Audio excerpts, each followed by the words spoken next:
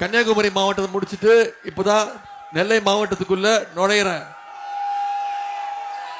நெல்லை என்னைக்குமே கழகத்துடைய கோட்டைங்கிறத நீங்க தொடர்ந்து நிரூபிச்சுட்டு வரீங்க. அதற்கு இந்த உங்களுடைய எழுச்சியே மிக சரியான ஒரு சாட்சி. 1960களில் இந்தி திணிப்புக்கு எதிராக போராடி கலைஞர் அவர்கள் இந்த நெல்லை மாவட்டத்தில் இருக்கக்கூடிய பாளையங்கோட்டை சிறையில தான் தனிமை சிறையில அடைக்கப்பட்டிருந்தார். அப்போ பேரறிஞர் அண்ணா வந்து கலைஞரை வந்து பார்த்துட்டு வெளில வந்து சொன்னாரு, நான் செல்ல வேண்டிய புண்ணிய பூமி இந்த நெல்லைன்னு பேரறிஞர் அண்ணா சொன்னார். அப்படிப்பட்ட நெல்லைக்கு வருகை தந்திருக்கிறதுல எனக்கு கூடுதல் மகிழ்ச்சி. இன்னைக்கு நம்முடைய வேட்பாளர் திரு துரை அவர்கள் நம்முடைய தலைவருடைய நம்பிக்கை பெற்ற வேட்பாளர், அன்னை சோனியா காந்தியுடைய நம்பிக்கையும் அன்பையும் பெற்ற வெற்றி வேட்பாளர், சகோதரர் ராகுல் காந்தியுடைய அன்பையும் நம்பிக்கையும் பெற்ற வெற்றி வேட்பாளர், எல்லாத்தை விட முக்கியமா உங்களுடைய அன்பையும் நம்பிக்கையும் பெற்றிருக்கக்கூடிய வெற்றி வேட்பாளர் துரை அவர்கள் இங்க போட்டிடுறாரு. நான் அவரை வந்து உங்ககிட்ட அறிமுகப்படுத்தணும்னு அவசியம் இல்லை. உங்க அத்தனை பேருக்கும் ஏற்கனவே அவர் நல்லா தெரியும். அன்னை சோனியா காந்தியும் ராகுல் காந்தியும் நம்முடைய தலைவர் உங்களிடத்துல ஒப்படைச்சிருக்கிறார். வெற்றி முக்கியம், செஞ்சு காட்டுவோமா? திரு துரை அவர்களுடைய தந்தையார் திரு வேல்துரை அவர்கள் 2 முறை சேரன் மாதேவியுடைய சட்டமன்ற உறுப்பினராக மக்கள் பணியாற்றி சிறப்பாக பெயர் பெற்றவர் தான், நல்ல பெயரை பெற்றவர் தான், மக்கள் பணியாற்றியவர் தான். அவருடைய மகன் தான் திரு துரை அவர்கள். அவங்க அப்பா வழியில இன்னைக்கு அவரும் மக்கள் பணியாற்ற வந்திருக்கிறார். பழகுவதற்கு இனிமையானவர். தேர்தலுக்கு மட்டும் உங்களை தேடி வருவர் கிடையாது. எந்த நேரத்திலும் நீங்க கூப்பிட்ட குரலுக்கு ஓடோடி வந்து உங்களுக்காக உதவி செய்யக்கூடியவர் தான்.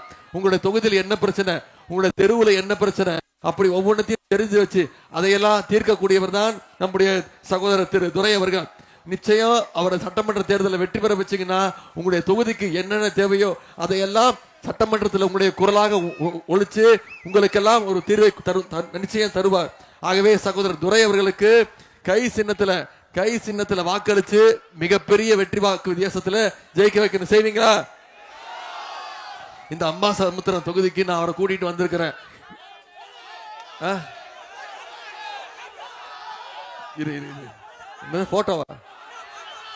போட்டோலாம் கிடையாது. என்ன போட்டோ? என்ன போட்டோ? அதெல்லாம் என்கிட்ட கிடையாது. விளையாடுறீங்களா? இல்ல போட்டோ காட்டியே ஆகணுமா? நான் காட்டிட்டேன். அவர் திட்டுவாரு. உங்களை திட்ட மாட்டாரு, என்ன திட்டுவாரு. எனக்கு என்ன அப்படின்னு திட்டுறாரு தெரியுமா? செத்து போயிருக்கணும்ட்டாரு. என்ன உயிரை வாங்குறான் உயிரோடு இருந்து என் உயிரை வாங்குறான் அப்படின்ட்டு நீங்க ஆசையா கேட்டுறீங்க. நானும் ஆர்வம் காட்டிடுறேன். அப்புறம் யார அவர்கிட்ட திட்டு வாங்குறது? போட்டோ காட்டி ஆகணுமா? சரி, துரையோட வெற்றி உறுதியா? கை சின்ன வெற்றி உறுதியா?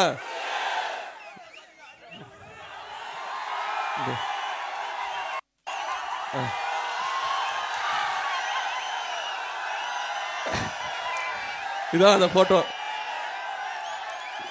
இதுதான் அந்த மட்டமான போட்டோ. இப்போ உலக புகழ் பெற்ற போட்டோ ஆயிடுச்சு. இதுக்கு காரணம் நான் இல்ல, இதுக்கு காரணமும் அவர் தான். இந்த போட்டோவை காட்டுறதுக்கு எனக்கு கண்ணாமண்ணா திட்ட ஆரம்பிச்சிட்டாரு. செத்து போறேன்ட்டாரு. என்ன இப்போ என்ன தெரியுமா சொல்லிட்டாரு? நான் காலில் விழுந்தது உண்மைதான், எனக்கு முதலமைச்சர் பொறுப்பு கொடுத்தாங்க, அதனால நான் விழுந்தேன், என்ன தப்பு அப்படின்னு கேட்டாரு. கீழே ஒருத்தர் படுத்திருக்காருமா. அது கார்பெட் இல்ல, கீழே ஒருத்தர் படுத்திருக்காரு. நான் அந்த அம்மா காலில் விழுந்தேன், எனக்கு முதலமைச்சர் பொறுப்பு கொடுத்தாங்க, இதுல என்ன தப்புன்னு கேட்கிறாரு. காலில் விழுந்தது தப்பே கிடையாது. நீங்க காலில் விழுந்து முதலமைச்சர் ஆயிட்டு என்ன தெரியுமா கேட்டாரு? அந்த அம்மா ஜெயிலுக்கு போனோன்னே நீயா என்ன முதலமைச்சர் ஆக்குறேன்னு சொல்லி அந்த அம்மா காலையே வாரி விட்டாரு. அதைத்தான் நான் கேட்டேன். இப்போ சசிகலா அம்மா உள்ள வந்துட்டாங்க. இப்போ அவங்களே கேட்கறாங்க, அந்த பையன் தம்பி உதயநிதி சொல்றது கரெக்ட் தானே, நீ என் காலில் விழுந்தது உண்மைதானே? நான் கேட்கல. இப்ப சசிகலா அம்மா என்ன கேட்கறாங்க? நாய்க்கு பிஸ்கெட் போட்டா கூட 4 நாள் என் காலு பின்னாடி சுத்தம், நீ ஒரு நன்றி கேட்ட வேணும்னு நான் சொல்ல, சசிகலா அம்மா சொல்றாங்க. சரி, இப்போ இந்த பிரச்சனையில வெளில வந்துருவோம். அவங்க 2 பேர் பார்த்துக்கிட்டோம். இனிமே போட்டோலாம் கேட்க கூடாது, சரியா? நான் உங்ககிட்ட வந்து திரு துரையுடைய வெற்றியை நிச்சயம் உறுதி செய்வீங்களா? நான் இன்னைக்கு அவரை கூட்டிட்டு வந்திருக்கேன். மக்களை சந்திக்க வந்திருக்கிறோம், உங்களை எல்லாம் பார்க்க வந்திருக்கிறேன். எந்த தைரியத்தில் வந்திருக்கிறேன்? கடந்த 5 வருஷத்துல நம்முடைய திராவிட மாடல் அரசு, நம்முடைய முதலமைச்சர் அவர்கள் இந்த தொகுதிக்கு பல்வேறு திட்டங்களை கொடுத்திருக்கிறாரு. நம்ம சட்டமன்ற உறுப்பினர் இல்ல, இருந்தாலும் இந்த பகுதிக்கு, இந்த தொகுதிக்கு நம்முடைய முதலமைச்சர் செஞ்சு கொடுத்திருக்கிறாரு. அதனால எங்களுக்கு ஒரு வாய்ப்பு கொடுங்க அப்படின்னு கேட்க வந்திருக்கிறோம். சில திட்டங்களை மட்டும் உங்களுக்கு ஞாபகப்படுத்த விரும்புறேன்.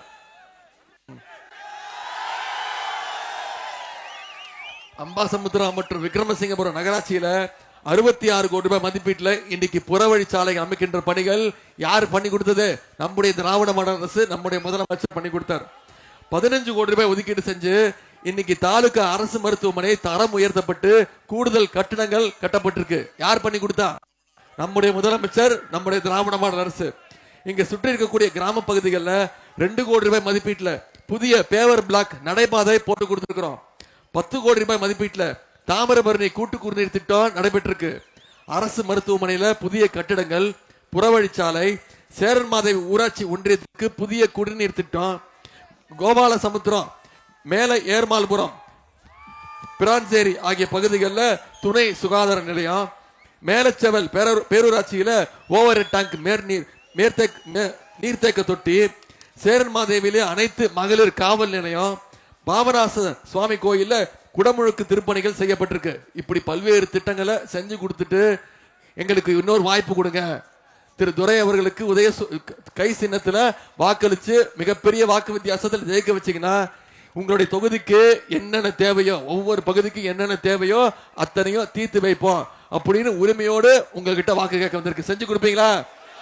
இது மட்டும் இல்ல, கடந்த 5 வருஷம் நம்முடைய முதலமைச்சர் அவர்கள் என்னென்ன திட்டங்கள் செஞ்சு கொடுத்திருக்கிறாரு. நாம சொன்ன வாக்குறுதி எல்லாம் நிறைவேற்றிருக்கிறோம். 2021ஆம் ஆண்டு நம்முடைய தலைவர் முதலமைச்சர் அவர் போட்ட முதல் கையெழுத்து என்ன கையெழுத்து? மகளிருக்கு கட்டணம் இல்லா பேருந்து திட்டத்தை அறிமுகப்படுத்தினோம். சொன்னதை செஞ்சமா?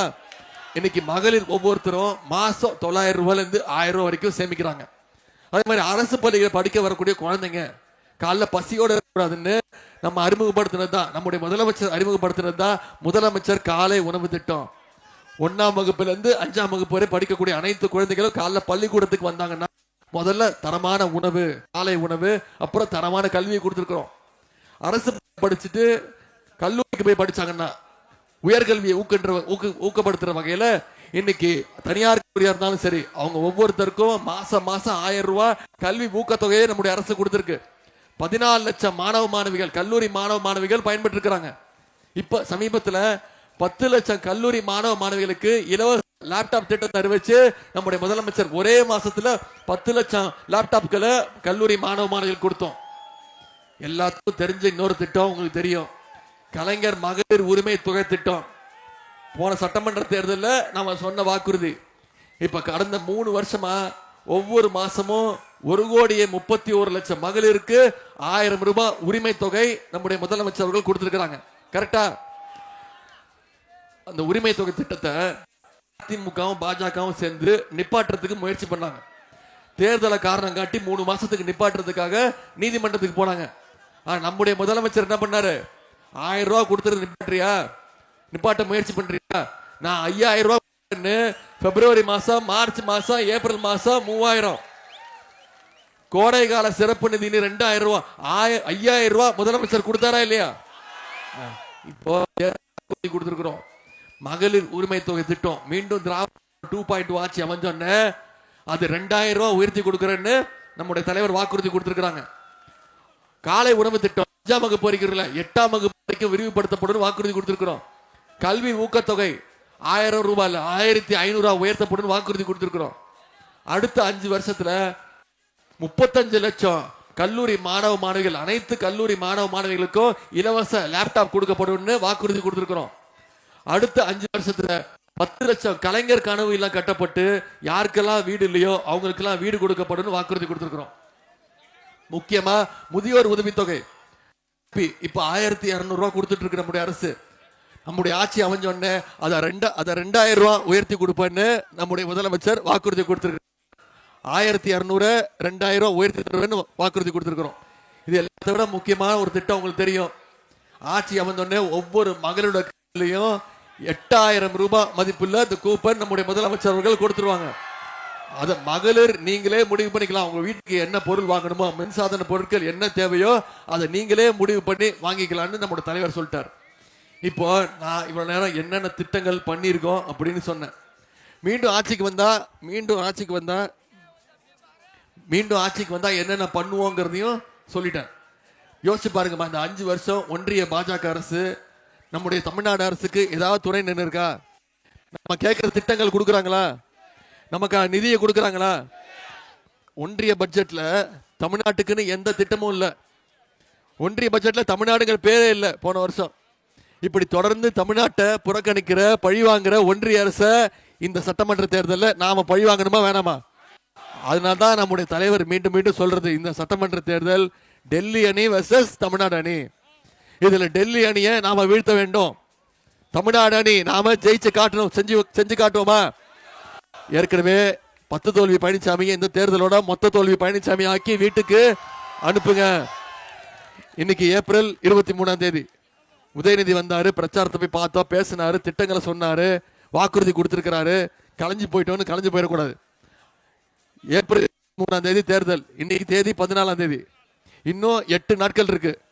நீங்க ஒவ்வொருத்தரும் அடுத்த 8 நாட்கள் ஒவ்வொரு வாக்காளராக சந்திச்சு, ஒவ்வொரு வீடா போய் ஒவ்வொரு வாக்காளராக சந்திச்சு வாக்கு கேட்டு ஏன் சின்னத்துக்கு வாக்களிக்கணும், 5 வருஷம் என்னென்ன திட்டங்கள் நம்முடைய முதலமைச்சர் கொடுத்திருக்கிறாரு, மீண்டும் ஆட்சிக்கு வந்தா என்னெல்லாம் செய்வோம், மீண்டும் அடிமை கூட்டத்தையும் சங்கி கூட்டத்தையும் தமிழ்நாட்டுக்குள்ள விட்டுட்டோம்னா தமிழ்நாட்டை மீண்டும் பின்னோக்கி எடுத்துட்டு போயிடுவாங்கிற அந்த பிரச்சாரத்தை மக்களை சந்திச்சு நீங்க செஞ்சீங்கன்னா நிச்சயம் முறை இந்த அம்பாசமுத்திர தொகுதியில நம்முடைய கை சின்னத்துல துரை அவர்கள் மிகப்பெரிய வாக்கு வித்தியாசத்துல ஜெயிக்க போவது உறுதி.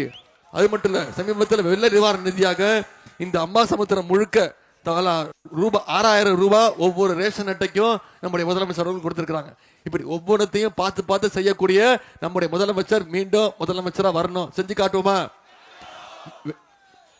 அடுத்த 8 நாட்கள் பிரச்சாரத்தை சரியா பண்ணீங்கன்னா நிச்சயம் மிகப்பெரிய வெற்றியை இந்த சட்டமன்ற தேர்தலில் நாம பெறுவோம்.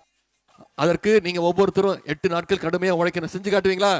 உங்களை எல்லாம் நான் அன்போடு கேட்கிறேன், பண்போடு கேட்கிறேன், பாசத்தோடு கேட்கிறேன், உரிமையோடு கேட்கிறேன், உங்க வீட்டு பிள்ளையாக இருந்து கேட்கிறேன், இன்னும் தலைவருடைய மகனாக இருந்து கேட்கிறேன், இன்னும் பெருமையா சொல்லணும்னா கலைஞருடைய பேரனாக இருந்து கேட்கிறேன். கை சின்னத்துல வாக்களிச்சு துரை அவர்களுக்கு அதிகமாக வாக்கு வித்தியாசத்துல மிகப்பெரிய வெற்றியை தேடி கொடுங்க. உங்களுடைய அன்புக்கும் வரவேற்புக்கும் நன்றி நன்றி நன்றி.